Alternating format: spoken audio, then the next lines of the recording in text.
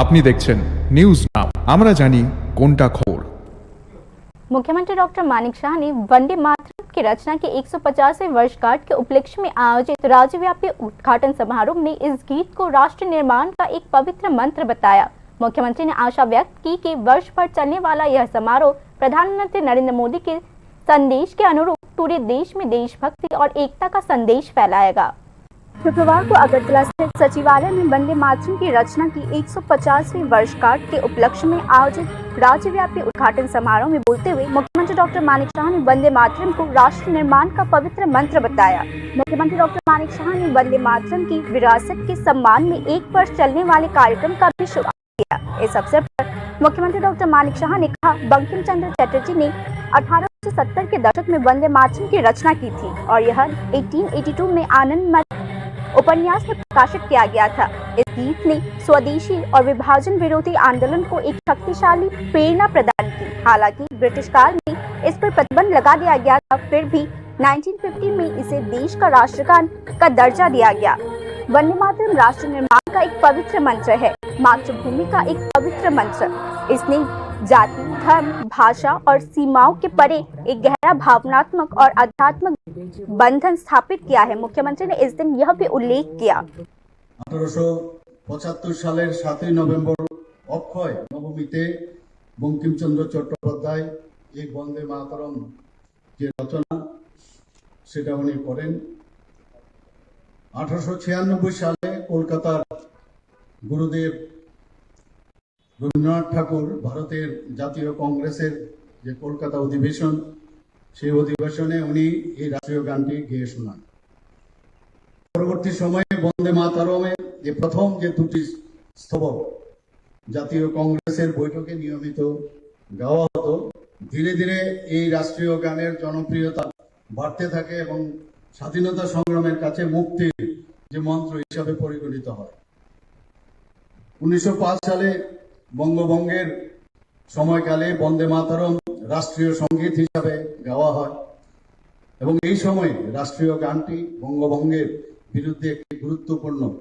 यह ऐतिहासिक वर्षगांठ राज्य के सभी जिलों, उपखंडों, प्रखंडों, सरकारी और निजी संस्थानों, स्कूल्स और कॉलेजेस में पूरे वर्ष विभिन्न कार्यक्रम के माध्यम से मनाई जाएगी। इस संबंध में मुख्यमंत्री डॉक्टर मानिक शाह ने स्कूली छात्रों को इस गीत के इतिहास और महत्व से अवगत कराने का आह्वान किया है। आज 7 নভেম্বর 2025 সারা দেশ জুড়ে বর্ষব্যাপী বিভিন্ন কর্মসূচির মধ্য দিয়ে বন্দে মাতরম রাষ্ট্রীয় গান রচনার 150 বছর পূর্তি উদযাপনের উদ্যোগ নেওয়া হয়েছে। বন্দে মাতরম উদযাপন 1 বছর ব্যাপী চলবে।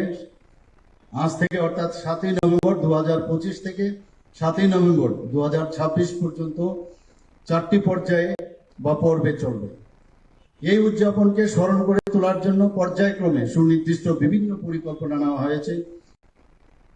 আজ 7 নভেম্বর 2025 রাজ্য সদরে কেন্দ্রীয় অনুষ্ঠানটি উদযাপিত হচ্ছে। রাজ্য স্তরে এই অনুষ্ঠানটি আমরা রাজ্য সচিবালয়ের প্রাঙ্গণে মঞ্চস্থ করেছি। তাছাড়া একই দিনে রাজ্যের সব কয়টি জেলা সদর, সব মহকুমা ও ব্লকের পাশাপাশি আগরতলা মিউনিসিপ্যাল কর্পোরেশন এবং অন্যান্য মিউনিসিপ্যালিটি এবং নগর পঞ্চায়েত যে সংস্থাগুলো আছে সেখানেও বন্দে মাতরম রাষ্ট্রীয় গান রচনার 150 বছর পূর্তি অনুষ্ঠানটি উদযাপিত হবে। রাজ্য প্রশাসনের বিভিন্ন ডাইরেক্টরেটে এই অনুষ্ঠান করার জন্য আমরা নির্দেশ দিয়েছি। রাজ্য প্রশাসনের পক্ষ থেকে আমরা ত্রিপুরা ট্রাইবেল এরিয়াস যে অটোনোমাস ডিস্ট্রিক্ট কাউন্সিল তাদেরকেও এই যে অনুষ্ঠানটি উদযাপন করার জন্য তাদেরকে অনুরোধ জানিয়েছি। বর্ষব্যাপী বিভিন্ন কর্মসূচি উদযাপন করা হবে, যার মধ্যে স্কুল, কলেজ যে যারা ছাত্রছাত্রীরা আছেন তাদেরকে বন্দে মাতরমের যে তাৎপর্য সেই বিষয়ে সেখানে আলোচনা হবে। मुख्यमंत्री डॉक्टर मानिक शाह ने आज कहा कि यह कार्यक्रम वर्ष भर चलने वाला कार्यक्रम नागरिकों को एक विकसित भारत के निर्माण के लिए प्रेरित करेगा, जो प्रधानमंत्री नरेंद्र मोदी के एकजुट और विकसित भारत के आह्वान की प्रतिध्वनि है।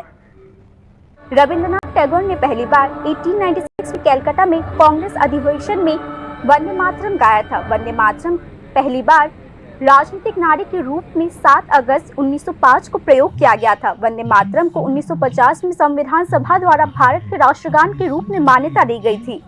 Bureau Report, News